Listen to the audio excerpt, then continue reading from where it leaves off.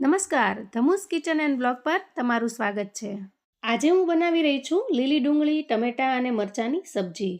પાણી નાખ્યા વગર, રસા વગર એકદમ કોરું લચકા જેવું આ શાક ખૂબ જ ટેસ્ટી બને છે. સાથે સાથે મેં બનાવ્યા છે ચણાનો લોટ અને ગોળ નાખીને એકદમ ટેસ્ટી એવા મરચાં. અને રોટલી કે પરોઠાની સાથે આ સબ્જીનું કોમ્બિનેશન ખૂબ જ ટેસ્ટી એવું લાગે છે. અને ગળ્યા મરચાં જો આ રીતે બનાવ્યા હોય તો વારંવાર બનાવવાનું મન થાય એવા સુપર પણ લાગે છે. તો આજે સવારમાં બનાવી રહી છું મારા દીકરા માટે ટિફિન. તો અહીંયા જુઓ, ગેસ ઉપર મેં દૂધ ગરમ થવા માટે મૂકી દીધું છે અને ત્યારબાદ અહીંયા હું સબ્જી માટેની તૈયારી કરી લઉં છું. અહીંયા શાક બનાવવા માટે મેં લીલી ડુંગળી લીધી છે, મીડિયમ સાઇઝના 3 ટમેટાં અને મોટી સાઇઝના 3 મરચાં લીધા છે. આ મરચાંની તીખાશ બહુ ઓછી હોય છે અને થોડા મોળા પણ હોય છે. તો અહીંયા ડુંગળી, ટમેટાં, મરચાં બધી જ વસ્તુને મેં સારી રીતે ધોઈ અને લઈ લીધી છે. ત્યાં અહીં સાઈડમાં દૂધ પણ જુઓ ગરમ થઈ ગયું છે. હવે સૌથી પહેલાં આપણે ડુંગળી ઉપરના પાનને કાઢી લઈએ અને એકદમ ચોખ્ખી કરી લઈએ. અત્યારે બજારમાં ખૂબ જ સરસ લીલી ડુંગળી આવે છે અને પાન સાથે એનું શાક ખૂબ જ ટેસ્ટી બને છે. અત્યારે શિયાળાની સિઝનમાં જ આપણે લીલી ડુંગળીનું શાક બનાવી શકીએ છીએ, કેમ કે પછી એ મળતી નથી. અને મારા દીકરાની આજની આ સબ્જી ખૂબ જ ફેવરિટ છે. તો આ રીતે ડુંગળીને સાફ કરી લઈએ અને ગેસ ઉપર સાઈડમાં મેં સવારની ચા થવા મૂકી દીધી છે, એકદમ મસ્ત આદુવાળી ચા. ચા પીવાથી આખો દિવસ સારો જાય છે. આપણે અહીં કહેવાય છે કે જેની ચા બગડી એનો દિવસ બગડ્યો. અને આમેય સવારની 1 કપ ચા સરસ મળી ગઈ તો દિવસની સારી શરૂઆત પણ થઈ જાય છે. તો જુઓ, અહીં ડુંગળીને મેં સાફ કરી લીધી છે. તો ફરીથી એને મેં ધોઈ પણ લીધી છે. 2-3 વખત ધોઈ લેવાથી એના ઉપરની ધૂળ, માટી, કચરો આ બધું દૂર થઈ જાય છે. હું અહીં ડુંગળીનો ઉપરનો ભાગ છે એ કાપી લઉં છું અને પાંદડાને અલગ કરી લઉં છું. અહીં આપણે પાનનો ઉપયોગ કરીશું, પણ સમારવામાં સરળતા રહે એટલા માટે મેં આ રીતે કર્યું છે. તો આ રીતે ઉપરના ભાગને આપણે સમારી લઈએ અને અલગ વાસણમાં સમારીને લઈ લઈશું. ઉપરનો ભાગ છે એને પણ આપણે થોડો ઝીણો ઝીણો જ સમારીશું અને પાનને પણ આ રીતે આપણે એકસરખા સમારી લઈશું. એકદમ ઝીણા ઝીણા પીસમાં પાનને સમારી લઈએ, જેથી સબ્જી છે એ ઝડપથી ચડી પણ જાય છે. હવે ટમેટાને અહીં આપણે મીડિયમ પીસમાં સમારીશું. આ સબ્જીમાં ટમેટાં છે ને એ સાવ ગ્રેવી જેવા ન થઈ જાય એટલા માટે મેં મોટા મોટા પીસમાં કટ કર્યા છે. થોડા મોટા રાખીશું તો શાકની અંદર એ ટેસ્ટમાં પણ ખૂબ સરસ લાગશે અને લુકમાં પણ સારા લાગે છે. તો મરચાંને પણ આપણે બહુ મોટા નહીં અને બહુ ઝીણા નહીં એ રીતે સમારી લઈશું. અહીં મેં મરચાંનો ગળ્યો સંભારો બનાવવા માટેના પણ થોડા મરચાં લીધા છે અને એને પણ આપણે સમારી લીધા છે. તો થોડા શાકમાં નાખીશું અને બાકીના મરચાંનો આપણે સંભારો કરી લઈશું. અહીંયા બધી જ વસ્તુને સમારીને તૈયાર કરી લીધી છે. તો હવે શાકનો વઘાર કરવા માટે ગેસ ઓન કરીને એના ઉપર જુઓ મેં કડાઈ મૂકી દીધી છે. વઘાર માટે આપણે 1 મોટા ચમચા જેટલું તેલ લીધું છે. આ સબ્જીને તમે ઘીમાં બનાવો ને તો પણ મસ્ત લાગે છે, પણ આજે હું તેલમાં બનાવી રહી છું.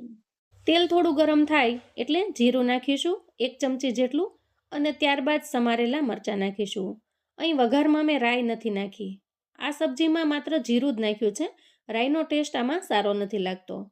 આમાં મરચાં થોડા સતળાઈ જાય એટલે તરત જ ડુંગળી એડ કરીશું. ડુંગળીને થોડીવાર તેલમાં સાંતળી લઈશું અને ત્યાર પછી સમારેલા પાનને એડ કરીશું. અહીં થોડીવાર માટે પાનની ક્વોન્ટિટી આપણને વધારે લાગશે, પણ થોડી જ વારની અંદર પાન ગળી જાય છે એટલે બહુ થોડા લાગે છે. હવે આપણે ટમેટાને એડ કરી દઈશું અને મિક્સ કરી લઈશું. થોડીવાર ઢાંકીને થવા દઈશું. તો જુઓ, શાક લગભગ અહીંયા ચડવા આવ્યું છે. તો અહીં આપણે મસાલા કરી લઈએ. તો અહીંયા અડધી ચમચી હળદર અને 1 ચમચી ધાણા જીરું પાવડર એડ કરીશું અને મોટી 2 ચમચી લાલ મરચું પાવડર નાખીશું. તો શાક થોડું ટેસ્ટી હશે તો ખૂબ જ મસ્ત લાગશે, એટલે મેં લાલ મરચું અડધી ચમચી જેટલું વધારે નાખ્યું છે. સ્વાદ પ્રમાણે આપણે અહીંયા મીઠું એડ કરીશું અને થોડો અમથો ગોળ ઉમેરીશું. તો અહીંયા ગોળ ઉમેરવો ઓપ્શનલ છે. જો તમને ગળ્યું ન ફાવે અથવા તો ગોળ ન ફાવતો હોય તો તમે સ્કીપ કરી શકો છો અને ન નાખો તોય ચાલે, ખૂબ જ સરસ બને છે. બધા જ મસાલાને સારી રીતે મિક્સ કરી લઈએ અને 1 મિનિટ ઢાંકી અને પછી થવા દઈએ. આ શાક એકદમ ચટપટું અને ટેસ્ટી લાગે છે. અને ત્યારબાદ હવે આપણે મરચાંનો સંભારો બનાવી લઈએ. તો એક પેન મૂકીશું અને થોડું તેલ લઈશું અને તેલને થોડું ગરમ થાય એટલે એમાં 1 ચમચી રાઈ અને 1 ચમચી જીરું એડ કરીશું.